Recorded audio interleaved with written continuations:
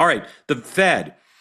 There's four possibilities for Fed chair, and this notion of a deadline is ridiculous because people say the president wants to name a Fed chair. They said they wanted to do it 2 months ago because he wants a shadow Fed chair. It's all crap. They didn't need a shadow Fed chair. It's not going to make any difference. The term, when's the term up? In May, right? Yeah. So, May. I mean, he could name his Fed chair in May. So this notion that it's going to be in January, which is what they've teased, is as ridiculous as the president saying 3 weeks ago, I know who I'm going to pick. And now he's interviewing people. So he doesn't know he's going to pick, or if he did, he changed his mind. So it's the Kevins, it's Hassett, and what's the other Kevin? Warsh. And then there's Waller. And then there's door number 4. And I'm telling you guys, I have it on great authority.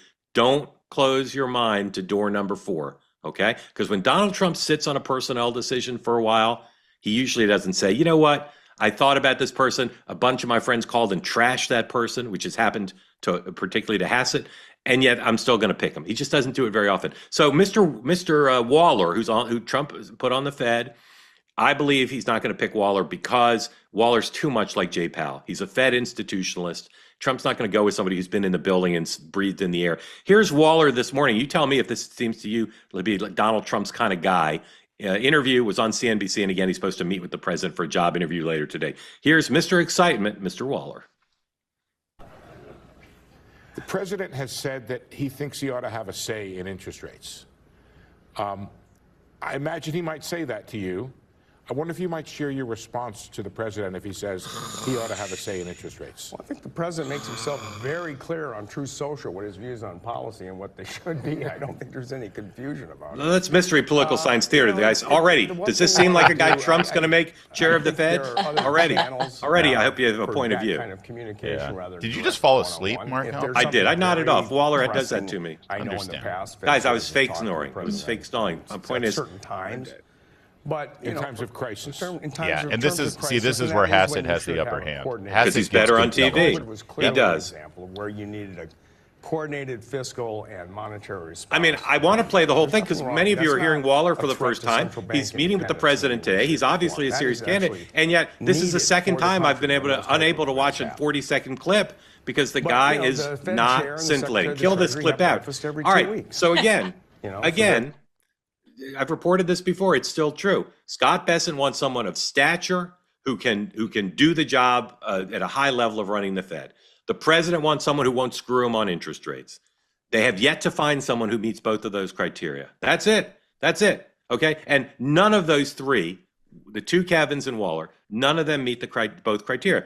So here's let's Polymarket. Our friends at Polymarket have the question up. This is as of just a little while ago before the show started. What are our friends at Polymarket saying? Hassett, 56%. Now, the Wall Street Journal for 2 days in a row, 2 weeks ago, had Hassett as a mortal lock. So I'm not surprised he's still at the top. There's a Politico story on their site now saying everybody's trashing Hassett, which is true. Kevin Warsh, 24%. Many of the president's friends and business cronies call him regularly and say, pick Warsh, pick Warsh.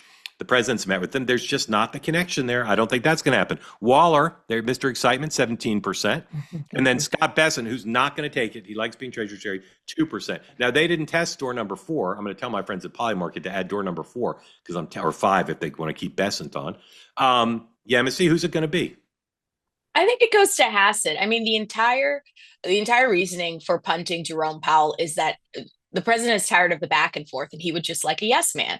And I think that sitting on a CNBC interview and talking about the importance of an independent organization is right back in the Powell camp. I mean, this is the person that he's going to have for the rest of his term, and he probably just doesn't want any more headaches, especially since the economy is the number one topic. I mean, from May 2026 to November 20, that's the key time for any kind of midterm kerfuffle, and so you want to put somebody in there that's just going to be your yes man. Larry? Let me first ask you a quick question. Is door number 4 somebody who is currently in the private sector? Well, I don't know. I have a lot of options I'm reporting on to be door number 4. Oh, I thought door number 4 was a specific individual. No. But most of the people are people currently in the private sector who have government experience. Those are the door number 4s. But I don't know who it is. If that's the case, I'd give some hope to door number 4 as the number 2 choice. I still think Hassett is the number 1 choice for a couple of reasons. He's a great communicator, and if you look at all of the president's choices so far in this cabinet, They all have that in common. The resistance that you're hearing and the undermining of him, is it coming from the political world or from the institutional world? It's coming from Or both? both plus. Did you read the Politico story? The Political story is filled with blind quotes. I'm telling you, I need to be careful in what I say here to protect all equities. There are broad-based personal and professional objections to Kevin. Everybody likes him, and everybody thinks he's good, and everybody thinks he's good on TV. But there are broad-based, multifaceted objections. That Politico story was the tip of the iceberg about what's going on with him. And and again, if it were going to be him, Trump would have picked him. Because I think 2 weeks ago when the president said he'd picked, it was Kevin. Yes and no. It depends. I think they might want to time it out as well. Listen, if you pick somebody, it does go through a confirmation process, right? So why pick it that early so that they can build up the oppo? Because he is a bit of a political figure in town, and so you can find some oppo on him. So but again, remember, they wanted to make the pick in November. I mean, they've been saying. Well, that was if they were going to fire Powell, though, right? No. It was in part intended to be a shadow Fed person who could say cut interest rates. Well, I didn't either, but that's what they said. All right. By the way, real fast, the other reason why Hassett has the inside track, and I think it's going to be the wild card, is because he's been a part of this year's agenda. He knows what the president and Bessent and the team are trying to accomplish. Just because the Fed is independent doesn't mean it's automatically adversarial. It's independent, 100%. but will work with this White House, and Hassett's the best man to do that. Nothing would surprise me, but I don't think it's going to be either, Kevin.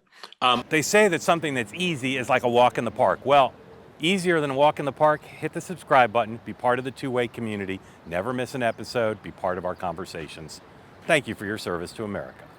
And don't forget, you can now listen to the morning meeting and Two-Way Tonight on Apple, Spotify, or wherever you get your podcasts.